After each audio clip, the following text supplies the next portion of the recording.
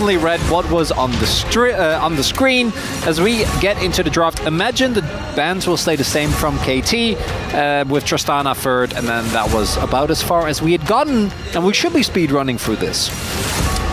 Yeah, because the picks were already done, so you just kind of go down the list as Ezreal was banned. Ooh. And so no Ezreal for Def. Rumble first pick. Perfect, definitely very good at that pick. And then Zeri and Azir.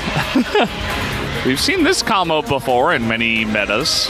I gotta say, the extremely high priority that is being placed by T1 on Azir, despite the fact that a lot of teams have dropped him in the priority, is really interesting to me. Also, LCK teams have been very happy to just play Rumble into Skarner every single time, so this shouldn't come as a surprise. Are we really going to get like 8 AD carry bans? Is that what we're heading? Yep, there we go. Okay.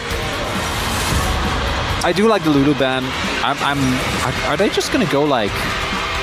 I don't think Aphelios is good. Jinx? Okay.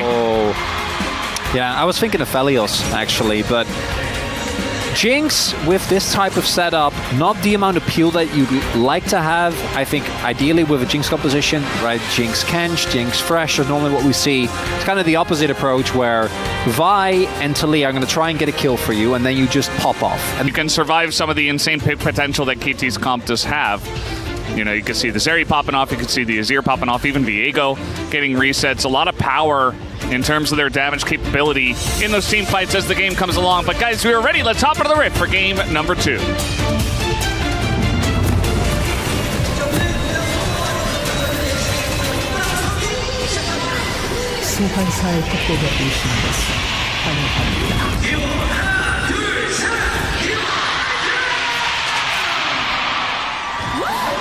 Yeah, so Chronicler, we missed our chance. We had to get it done in game 1 if we were going to do the fan chants. As now we have the crowd audio. This is better, Veldes. I liked the fan chants. That video, the YouTube video of the supercut, incredible. Especially the commitment to also take the ones that we messed up one way or another and just put them back to back. I love listening back to it. It is very funny, even though obviously it was a bit of a darker time with the DDoS attacks. Yeah.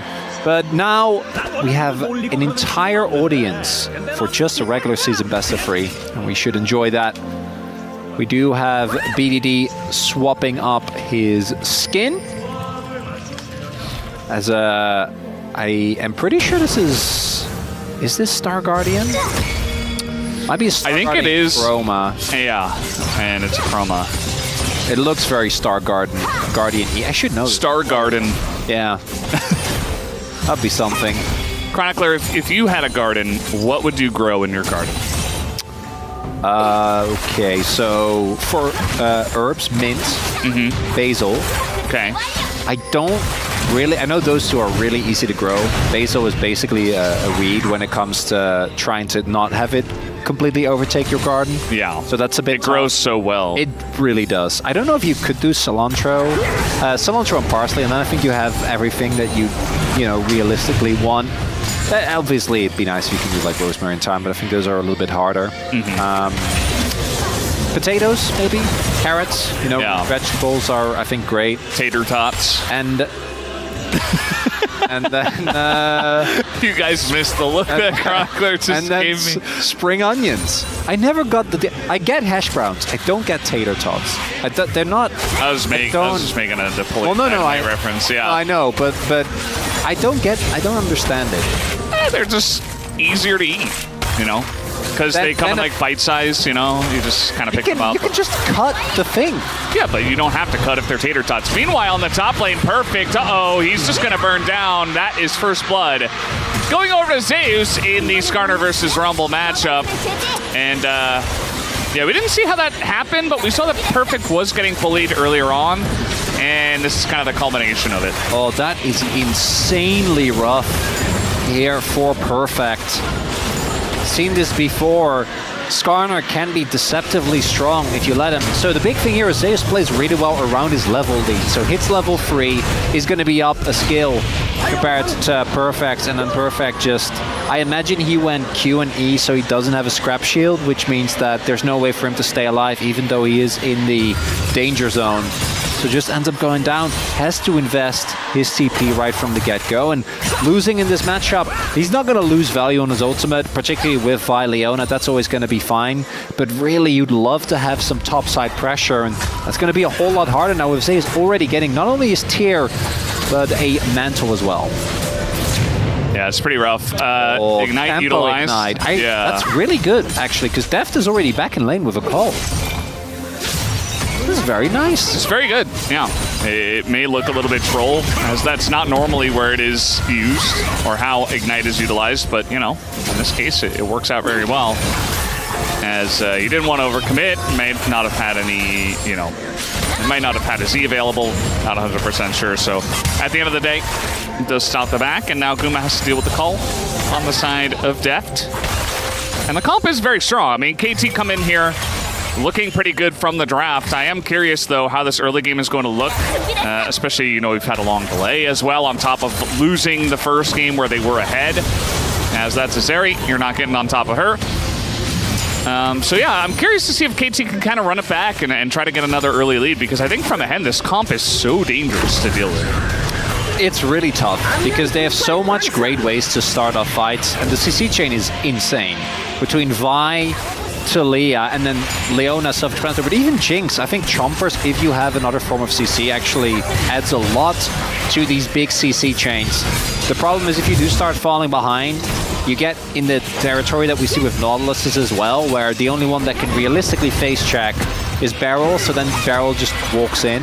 It's BDD actually getting some good trades, but he has already back, so that looks really good, but it is also a bit deceptive as he has already gone back. As long as Faker doesn't die, not really the end of the world for him, as he now will be just able to make his way back to the lane. Yep, it's actually a good trade for Faker. You know, chip away at BDD, who no longer has the TP. The only good thing for BDD is that, you know, his TP will come up earlier, so potential timing there, but pretty unlikely. As Perfect is going to hit level 6, and, you know, he comes back. He has a potion, and he is getting to work here on Zeus. And it's looking much better compared to the first blood that we did see. So that's good news for Perfect, at least. The first pick, Rumble, you definitely want to get value out of that.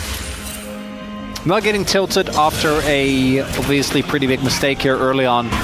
And he shouldn't, as I love this. KT should realistically be looking to get all these grubs, because you have Rumble, that ult spike is insanely strong, especially if you rotate over the members of your team that can provide setup. Perfect, keeping his ward safe as well. And I think T1 make the right call here, end up getting the back. There's really, I think, a great opportunity with Deft having his summers up to try and look for a dive, especially because Owner is towards the top side of the map. Not going to be the case. And KT pick up the first cut and should be able to just get all 3 grubs here with the protection given. It's a nice win for them. Yeah, feels very good. We've seen BDD trying to hit seismic shoves against Faker, and it's just not happening. I don't know, he's not able to hit it. Faker's dodging a lot of them. And so if you're going to utilize that aggressively, it kind of feels bad, as you're not really putting much pressure on the Azir, who will just begin to push eventually.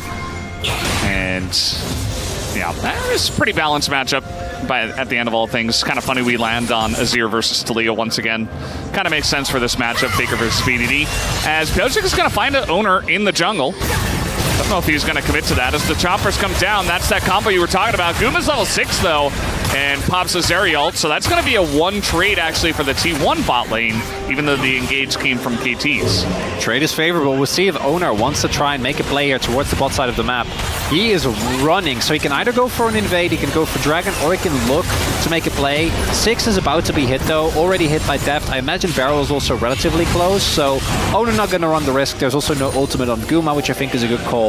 As what we saw there, I really like the Viego pick into the Vi because it denies a good target, right? Like, you just can't, as long as the Viego knows what he's doing, can't reliably lock him down with ult.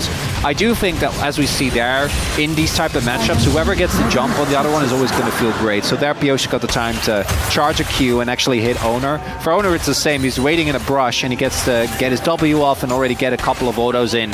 Can really change how that 2v2 is played. As Keria is just showing that he's not afraid of turrets. He might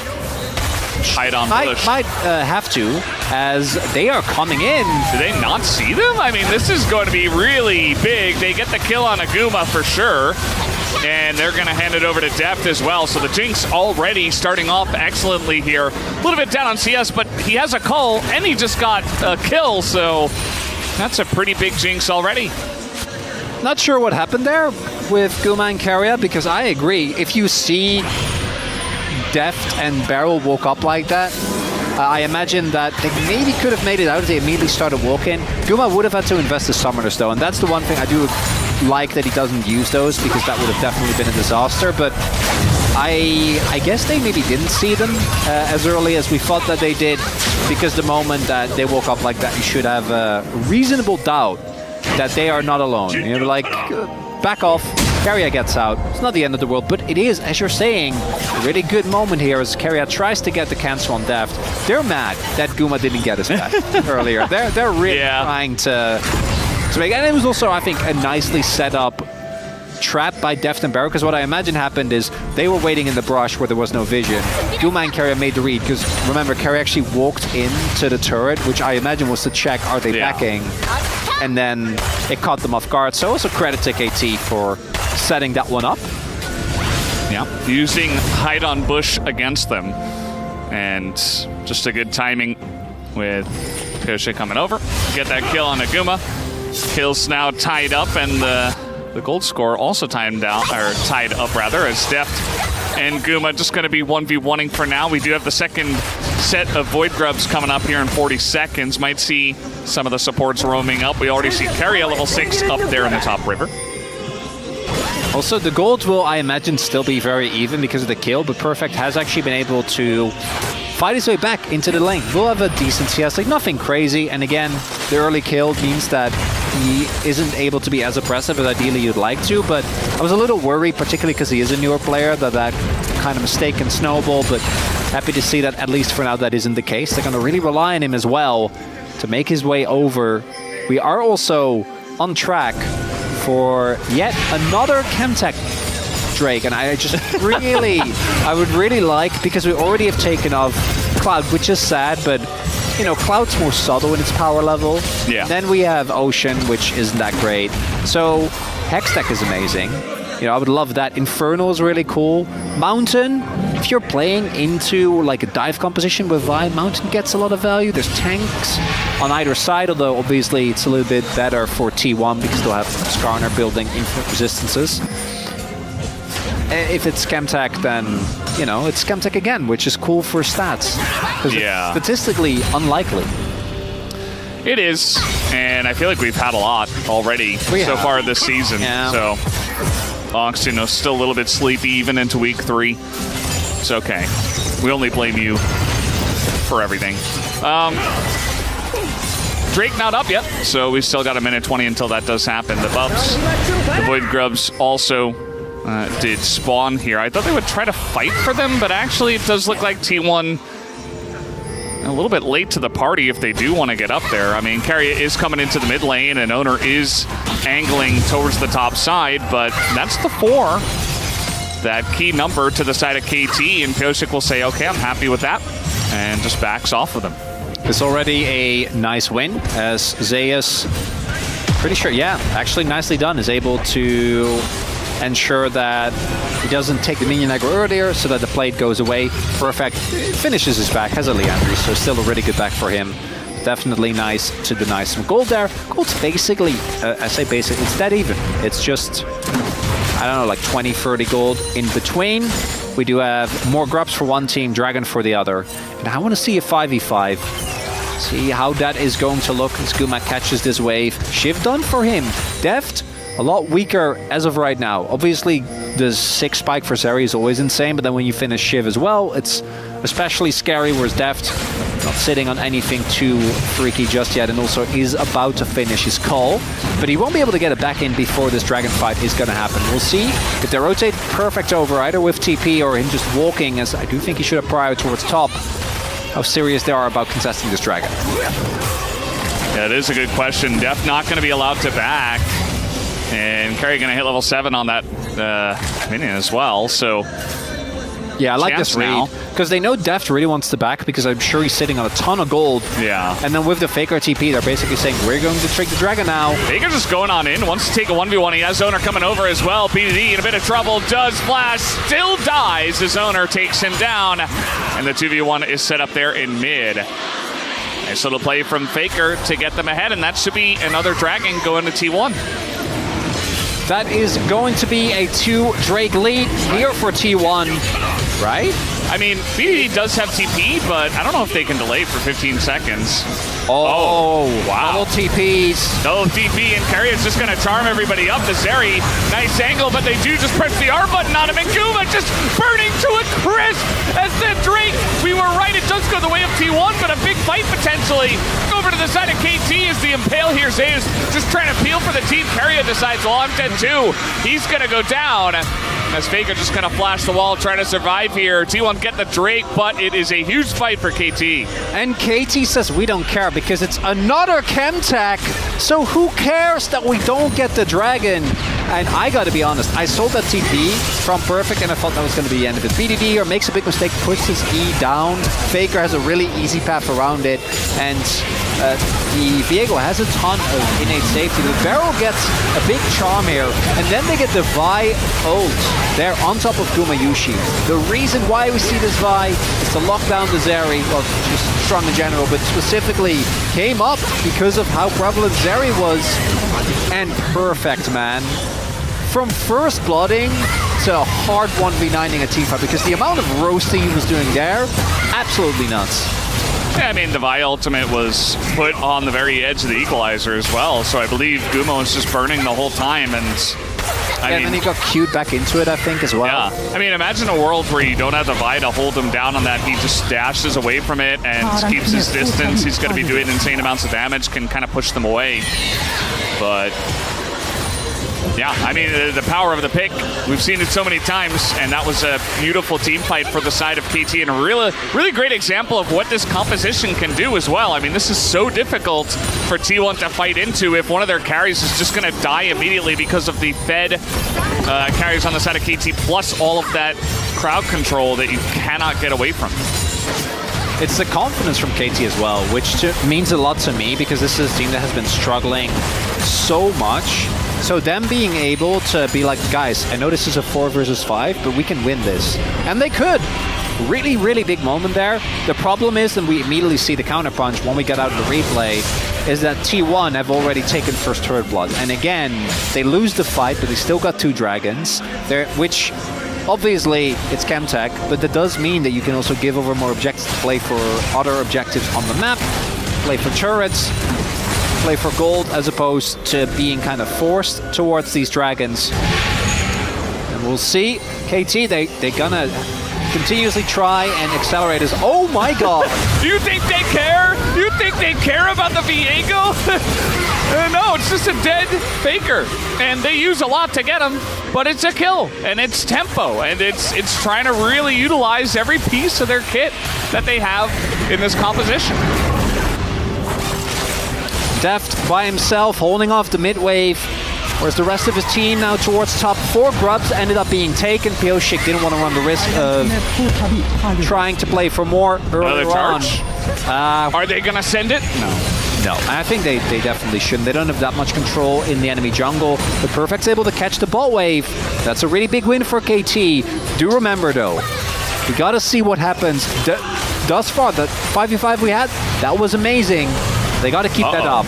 Oh, going for Deft here, and you know what? I mean, there's the Impale just barely out of range. They get a TP, though, and a flash, and a cleanse out of Deft. Oh, yeah, that's still worth. Pretty huge. No, that's a very successful gank. I think, obviously, ideally, you'd get Deft and get the mid lane turret, but you get so much for just a flash from Zeus. Love this play though. Faker very often feels safe because he has reinforcements on the way. Unfortunately, there's no outplaying Vi once she gets on top of you. And the Talia wall from BDD really nice. It both zones off T1 while simultaneously getting him out of the play. So very well done there by KT. Def not having sums though, especially with how Zeus has been playing Skarner. That's a worry because the composition for KT, even with how much damage they have, I think really rely on that Jinx popping off and getting excited and really chewing through what might otherwise be a pretty beefy front line here between Zeus. Owner, I imagine, is going to be going for kind of an off-tank build as well, now that he has his blade. You know, the Bruiser, Starex, Cleaver, and whatnot. Yeah, strong. I mean, the front line for T1 is also pretty strong. They don't have, like, the point-and-click uncleansable CC with the Vi, but, you know, we talked about it a lot. If the summoners are down, you don't necessarily need that. I mean, they have a Rakan. It really bolsters the amount of hard engage that they have in this composition. And that job is going to be on Keria. He's found a lot of nice angles, but there hasn't been a lot of good follow-up on them. So yeah, I would assume that as we get into more standard, you know, structured 5v5s, the Rakan's role is going to play pretty huge part in them.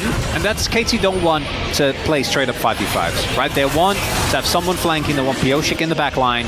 They want to try and create as much chaos as possible and keep him in his corridor where the equalizer can do a whole lot.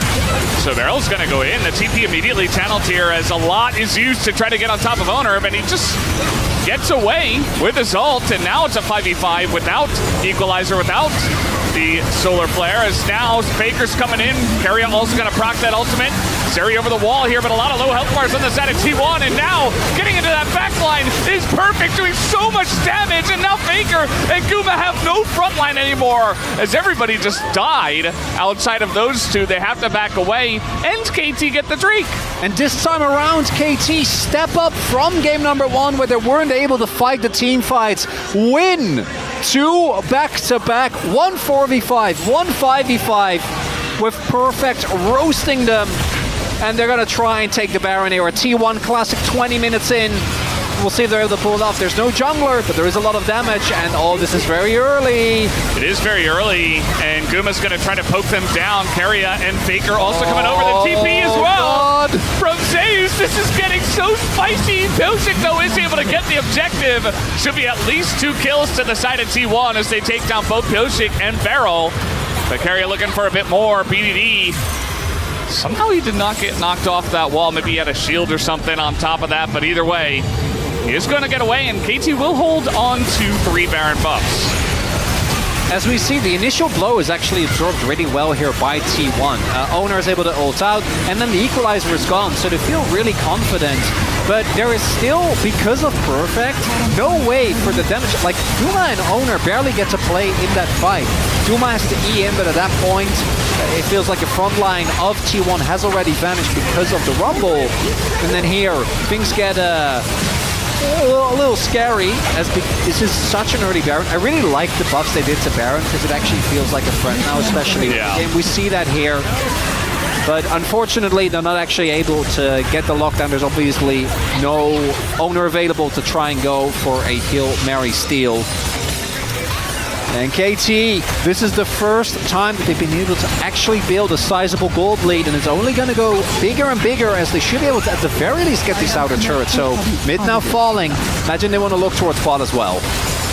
Yeah, and eventually, from this far ahead, they have so much damage that if you pick anyone, you know, even the Skarner at a certain point, if you have enough penetration, you're just going to blow them up, and you have so much to follow up on it that you don't necessarily want to target him, but it gives you a lot of freedom in terms of, you know, just being able to isolate targets, take them down, make it a 5v4 real quick, and essentially do whatever you want. And Perfect. So you talked about it, you know, eats first blood, kind of a rough trade, and now he's on top of the damage dealt. Not a big surprise for a Rumble, but at the same time, he's very far ahead of everybody else, and he's really built up a massive lead for himself in this game. Also, imagine this is one of those games where Orcs saw the Rakan get locked in. It was like, oh, there's Vi, there's Talia.